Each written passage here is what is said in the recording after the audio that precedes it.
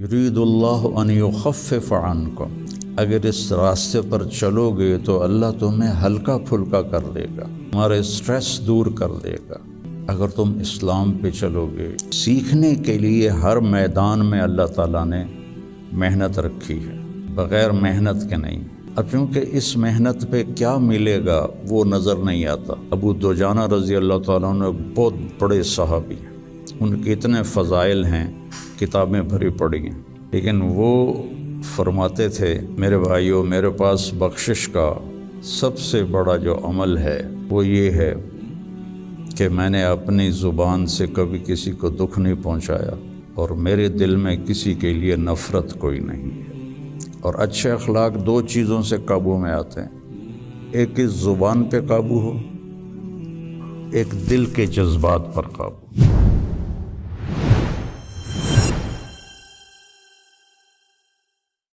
بسم اللہ الرحمن الرحیم، والصلاة والسلام علی رسولہ الکریم وعلی آلہ واصحابہ اجمعین، اما بعد۔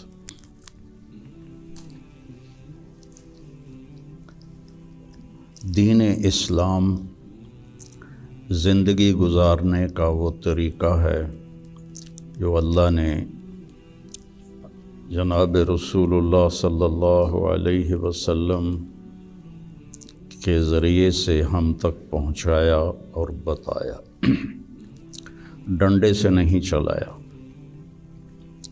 باقی جو جتنی مخلوق ہے ان کو اللہ نے مجبور پیدا کیا ہے۔ آم کے درخت پر اس کی مرضی سے کیلا نہیں لگے گا، آم ہی لگے گا، یہ اس کے لیے پابندی ہے۔ کریلا کڑوا ہوگا، میٹھا نہیں ہوگا۔ بھینس نے دودھ دینا ہی دینا ہے، اس کو اختیار نہیں کہ وہ انکار کر دے۔ تو اس طرح پوری کائنات کو دیکھیں تو ساری کائنات اور سارے جانور، سارے جاندار بے جان، وہ ان کو اللہ نے پابند کر دیا ہے، وہ سے ادھر ادھر نہیں ہو سکتے۔ ہمارا چونکہ پیپر ہے کہ لیبلوکم ایکم احسن عملا، کہ تم میں کون اللہ کو راضی کر کے آتا ہے، کون اپنے عمل کو خوبصورت بناتا ہے، اور کون اس تھوڑی سی زندگی کے پیچھے اپنے اللہ کو ناراض کر دیتا ہے۔ تو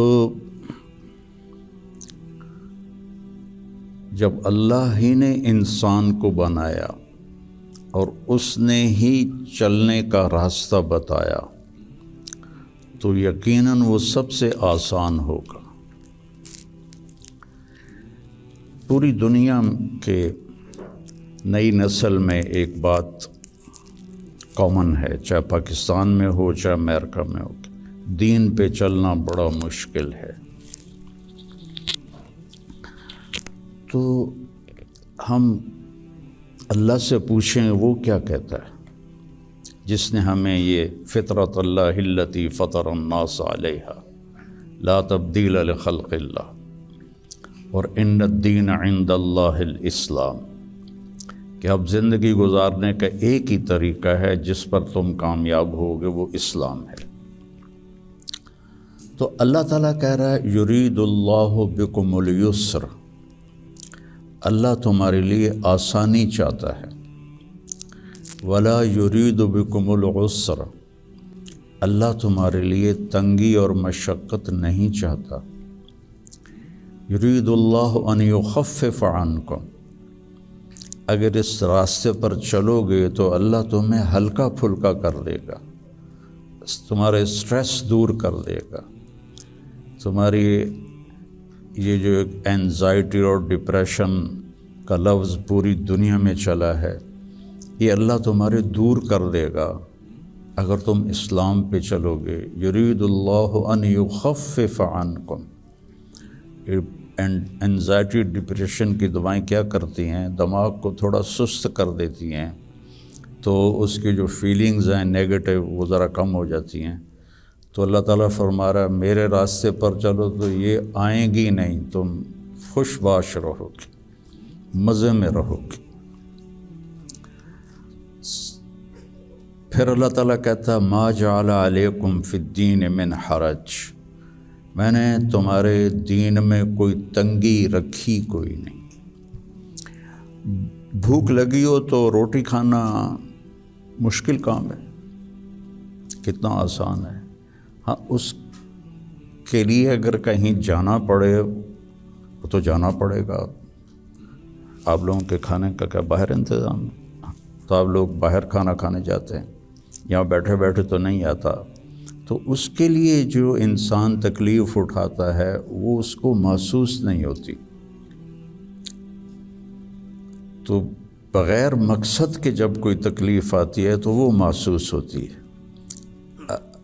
یہ میں پورا امریکہ، یورپ، آسٹریلیا، سارے بر اعظم پھرا ہوں۔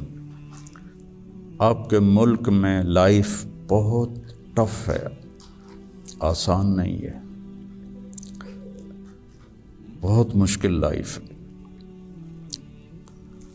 تو اللہ تعالیٰ کہہ رہا ہے تم میرے راستے پر آ جاؤ، ہم تمہاری زندگی کو آسان کر دیں گے، چونکہ اس میں تنگی ہے ہی کوئی نہیں۔ پھر ایک حدیث سناتا ہوں آپ کو، ان اللہ شرع الدین،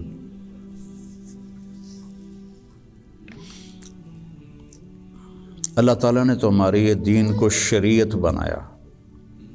شرع کسے کہتے ہیں؟ بہتے پانی کو کہتے ہیں۔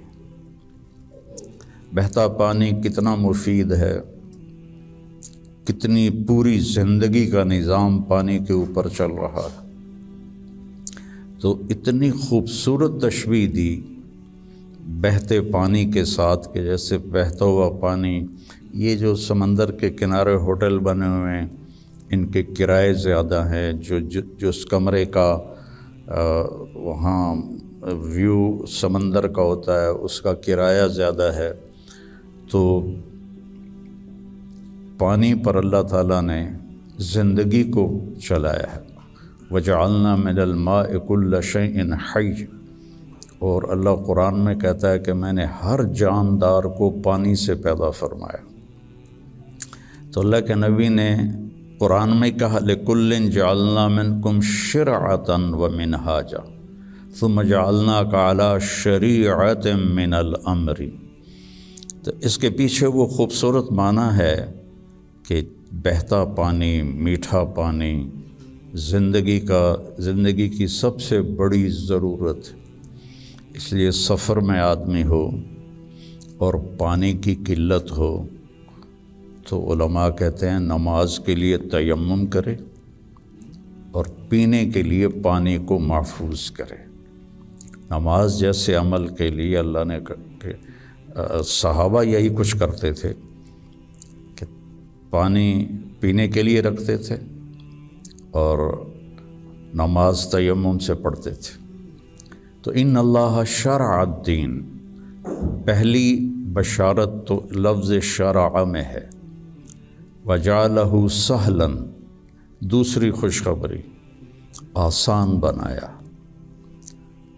تیسری خوشخبری سمحا، بہت نرم بنایا، چوتھی خوشخبری واسعا، بہت کھلا کشادہ بنایا، پانچویں خوشخبری ولم یجعلہ ضیقا، اور اس میں کوئی تنگی نہیں رکھی۔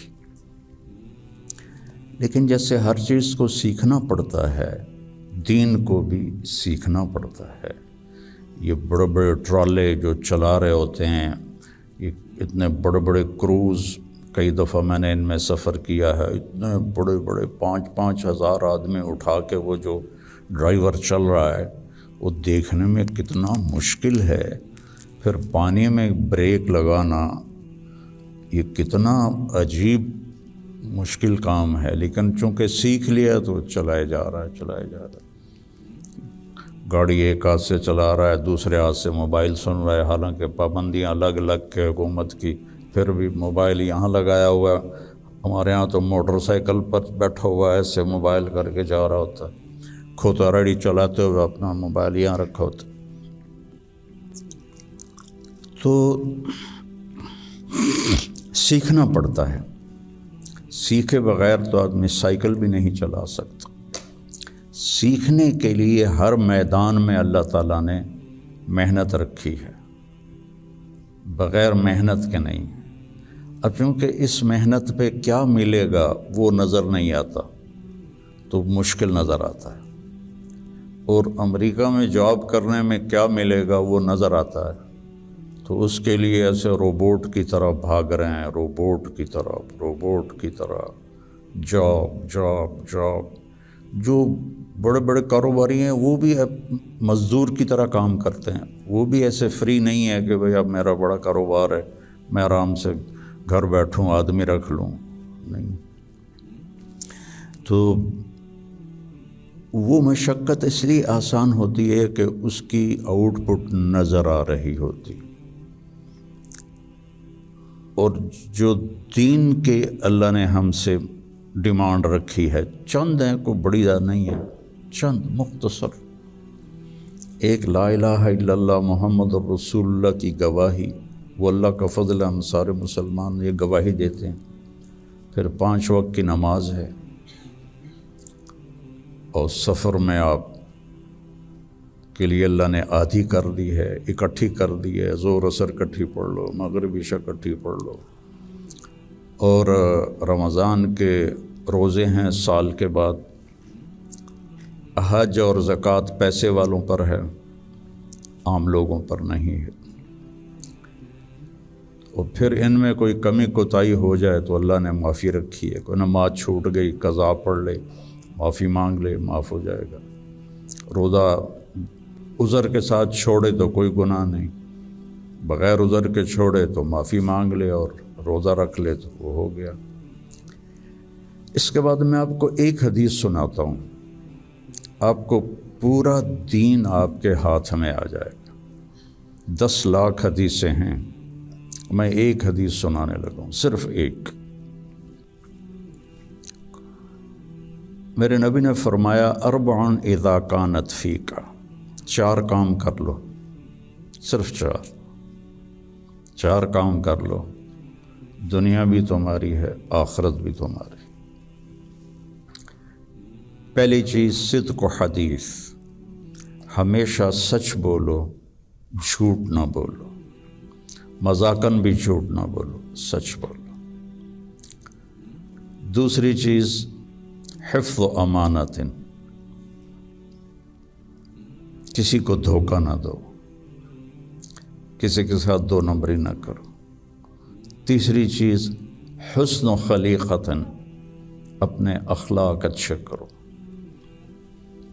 اور اچھے اخلاق 2 چیزوں سے قابو میں آتے ہیں، ایک اس زبان پہ قابو ہو، ایک دل کے جذبات پر قابو ہو، دل میں کسی کے لیے نفرت نہ ہو، اور زبان سے کسی کے کو ذلیل کرنے کا بول نہ ہو، غیبت نہ ہو، بہتان نہ ہو، جھوٹ نہ ہو، گالی گلوچ نہ ہو، تو کسی کو دل توڑنے والی گفتگو نہ ہو۔ یہ 2 باتیں کوئی عورت کوئی مرد کر لے تو اس کے تقریباً سارے ہی اخلاق اس کے قابو میں آ جاتے۔ ابو دجانہ رضی اللہ تعالیٰ عنہ بہت بڑے صحابی ہیں، ان کے اتنے فضائل ہیں، کتابیں بھری پڑی ہیں، لیکن وہ فرماتے تھے کہ میرے بھائیوں، میرے پاس بخشش کا سب سے بڑا جو عمل ہے وہ یہ ہے کہ میں نے اپنی زبان سے کبھی کسی کو دکھ نہیں پہنچایا، اور میرے دل میں کسی کے لیے نفرت کوئی نہیں ہے۔ وہ بدر میں شریک ہوئے، احد میں شریک ہوئے، خندق میں شریک ہوئے، حدیبیہ میں شریک ہوئے، حج میں شریک ہوئے، یمامہ میں شہید ہوئے، اتنی بڑی فضیلتیں، لیکن وہ کہتے ہیں میرے پاس بخشش کا عمل یہ ہے کہ میں نے اپنی زبان سے کبھی کسی کو دکھ نہیں پہنچایا، اور میرے دل میں کسی کے لیے نفرت نہیں ہے۔ یہ فرائض کے بعد اس دو چیزوں پہ آپ عمل کر لیں تو آپ کے اخلاق بہت عالی ہو جائیں گے۔ اور چوتھی چیز فرمائی عفت فی طعمۃ، کہ رزق حلال کماؤ۔ تو یہ 4 کام ہیں: سچ بولنا، دیانتداری سے کام کرنا، دھوکہ نہ دینا، اخلاق اچھے رکھنا اور رزق حلال کمانا۔ تو ان 4 کاموں پر جہاں مرضی آپ دنیا میں زندگی گزاریں، آپ کی دنیا بھی بن جائے گی، آپ کی آخرت بھی بن جائے گی۔ یہ تبلیغ میں اس کو سیکھنے کی محنت ہوتی ہے کہ اس میں تھوڑا وقت لگتا رہے تو زندگی کو ایک رخ مل جاتا ہے اور عمل کی توفیق مل جاتی ہے۔